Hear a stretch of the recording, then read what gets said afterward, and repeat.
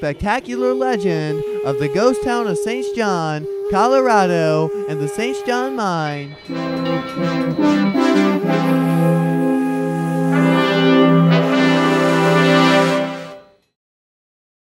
Howdy there, I'm St. Louis, and today I'll be telling you the story of a small, mountainous, and forested ghost town called St. John, Colorado, which is deep along Glacier Mountain in the Rocky Mountains.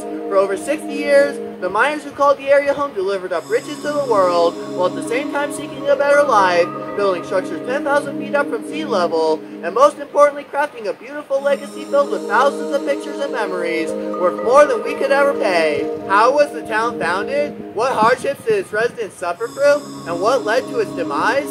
Well, while much of the town story has been lost to the ash heaps of history, today we'll rediscover much of what once was, while revisiting the town's various remains, which are surrounded by some wonderful forests and mountains, and together, we'll revive this forgotten legend of Colorado.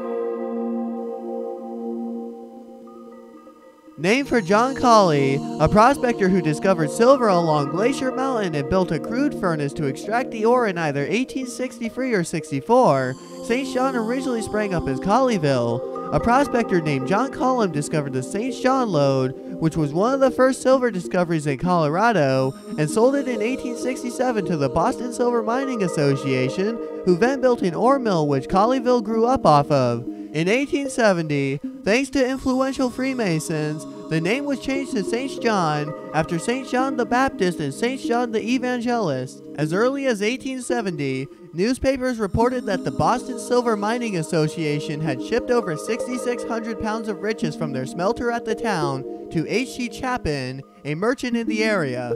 The St. John mine had thousands of feet worth of workings, producing millions of dollars worth of ores.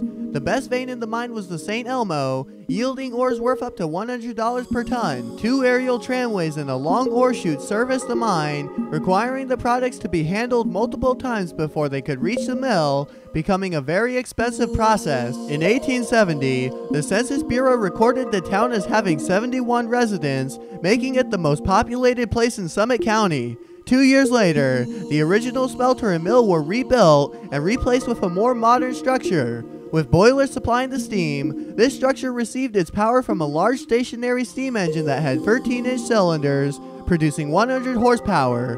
Having been hauled to St. John on wagons, much of the equipment was very heavy, with the flywheel weighing over 6,000 pounds. By 1875, the Boston Mining Company took over operations at the mine, and between 1876 and 1881, a post office called the town home, which suggests that these were the best years in the town's lifespan, with the mine's refining process becoming more efficient. The 1880 census recorded over 200 residents in the town. St. John appears to have been a company town, with the town possibly never having a saloon, a manager's home, 2-story tall boarding house, store, a say office, 2 hotels, and several residencies were all constructed within its boundaries. A schoolhouse was built as well, concurrently serving Montezuma until 1880 when it got its own school. Inside the assay office was a 300-volume library, attempting to distract the miners from drinking. With British investors controlling the mines and mill for a single season, the manager they placed in charge was a man named Mr. Mumby, who cared deeply about physical fitness. Every morning, he jogged between St. John and Montezuma to jump into a pool along a dam in the river, but he would soon be forced to find a new pool after multiple Montezuma families who used the river for drinking water got upset. Due to its high elevation, many miners chose to live at the nearby Montezuma instead of St. John, located at a slightly lower elevation and more hospitable area. Situated in a gulch, the camp was surrounded on all sides by serene mountains, sitting in Bear Creek, with the Twin Peaks overlooking it in the north. Up the road from St. John was the Wild Irishman camp. This camp was likely founded sometime between the 1860s and 80s, however I'm not sure when it died out. Despite a few cabins residing here, we know that it was never an incorporated town, and it didn't even have a church or school, which was common of the Old West mining towns. Above the Wild Irishman, on the top of Glacier Mountain was the General Teller mine. We can assume that it was a fairly large operation, as photos from the 1990s show some decently sized structural remains. However, unfortunately, we do not know anything else about this mine. One would think that with its natural beauty and ores, St. John would become a major town, but by 1890, the town was mostly abandoned, except for the St. John mine, which was operated by a small group of men and remained in operation until 1928 when it finally shut down, just a year before the Great Depression. And with that, St. John became yet another beautiful legend of Colorado. So, what remains of this beautiful town and surrounding mines today? A substantial amount, actually. To get to the town, drive or hike like I did up St. John Road from Montezuma for 1.5 miles until you reach the town. A couple of the structures, including the home of one of the St. John Mines superintendents, are in perfect condition and continue to be occupied. Along the side of the road are the ruins of the St. John Mines Mill, which despite being collapsed, can still be the site of some beautiful photos. Behind the collapsed remains hiding in the trees is an old smokestack showing visitors how big this mill once was. Travel along the road behind the smokestack and you will find even more mine remains and tailings with toxic water still flowing down the mountainside. I believe these tailings are where the entrance to the mine workings were. Continue along the road past the town up a few curves and you will find the ruins of the Wild Irishman mining camp. Here you can discover 2 small structures, with one of them missing its roof. I think that these 2 buildings have had some preservation work of some kind done to them, as one has a new roof. There's also a stove inside the roofed cabin. Keep heading upwards, and at the top of the mountain the road will split, and both roads will lead you to the top of Glacier Mountain, with views that can be described with words no less grandeur than incredible. At the top of the mountain, you can find the collapsed remains of the General Teller mine. Based off of pictures taken in the 90s, it appears as though these buildings were once an Orban and boarding house. There's also this random shed structure standing near the mine, which I assume was a part of it. However, due to its size, I am unsure as to what it once was.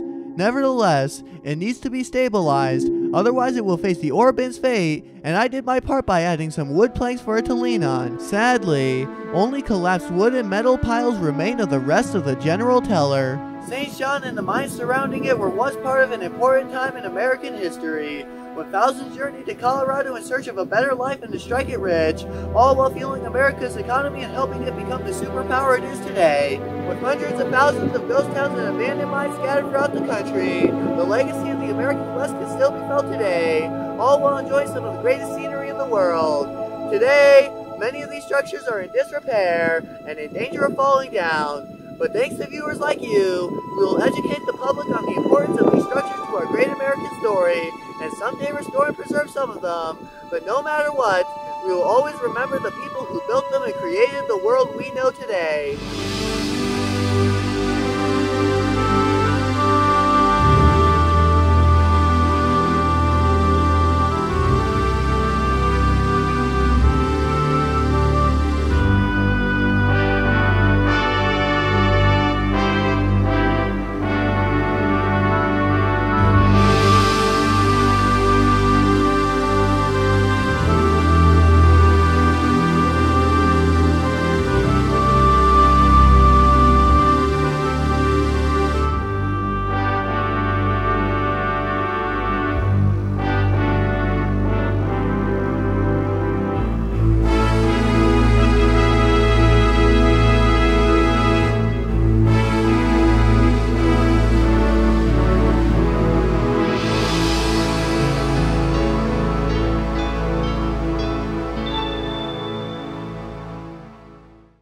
Yeah, the people behind these abandoned mines and ghost towns that we still see today left one hell of a legacy, didn't they? They crossed and worked unforgivable terrain in search of a better life, all while getting to see the phenomenal beauty of the Colorado Rockies and crafting the world we know today. They built these mines, rode the aerial tramways, and secured the perimeters of the Wild West as part of America's westward expansion. Together, the miners crafted a beautiful legacy that can get anyone nostalgic, and today, you can still revisit their legacy, raw, untamed, rugged, and beautiful.